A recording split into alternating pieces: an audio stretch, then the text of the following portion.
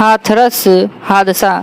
बाबा के कमरे में बस लड़कियों की एंट्री। सफ़ेद सूट वाले नारायण सकार के कई राज्य। उत्तर प्रदेश के हाथरस में सत्संग के दौरान हुई भगदड़ में 121 लोगों की मौत हो गई। यहाँ नारायण सकार उर्फ भोले बाबा का सत्संग हो रहा था। भोले बाबा में उत्तर प्रदेश के लोगों में काफ़ी आस्था है। यूपी के अलावा दिल्ली, राजस्थान और मध्य प्रदेश में भी भोले बाबा के भक्त मौजूद है। कुछ लोगों का कहना है कि भोले बाबा के आश्रम में कई सारे राज छिपे हैं। भोले बाबा को हमेशा सफ़ेद सूट में देखा गया है।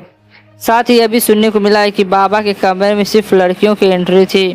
पुलिस कांस्टेबल ने शंभू बाबा का सफ़र तय किया। नारायण सकार में एक आम शख्स से शंभू बाबा तक का सफ़र बहुत कम समय में पूरा कर लिया है। वह मूल रूप से जनपद कासगंज के तहसील पटियाली गांव बहादुर नगर में रहने वाले बाबा के पिता एक किसान थे। गांव में ही बाबा ने अपनी पढ़ाई पूरी की। भोले बाबा 3 भाई, सबसे बड़े भाई की मौत हो चुकी है। दूसरे नंबर के भाई का नाम सूरज पाल है। तीसरे नंबर का भाई बीएसपी में नेतागिरी करता और गांव बहादुर नगर का 15 साल पूर्व प्रधान भी रह चुका है। भोले बाबा के लिए कई एजेंट कर रहे थे काम। भोले बाबा का पूरा नाम सूरज पाल है। बाबा बनने से पहले वह LICU में हेड कांस्टेबल में थे। साल 1999 उन्होंने नौकरी छोड़ दी। बाबा बनने के बाद सफ़ेद सूट इनकी पहचान रही है।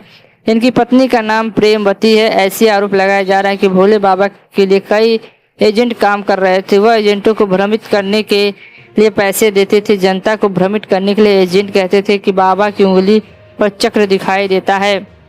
कमरे में खूबसूरत लड़कियों की एंट्री।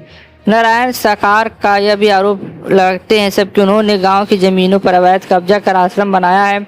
गांव की आबादी की ज़मीन पर अवैध कब्जा कर आश्रम बनाया गया। यह भी आरोप लगाते हैं कि इनके आश्रम में खूबसूरत लड़कियां रहती हैं। इनके कमरे में लड़कियों के अलावा सिर्फ खास लोगों की एंट्री है।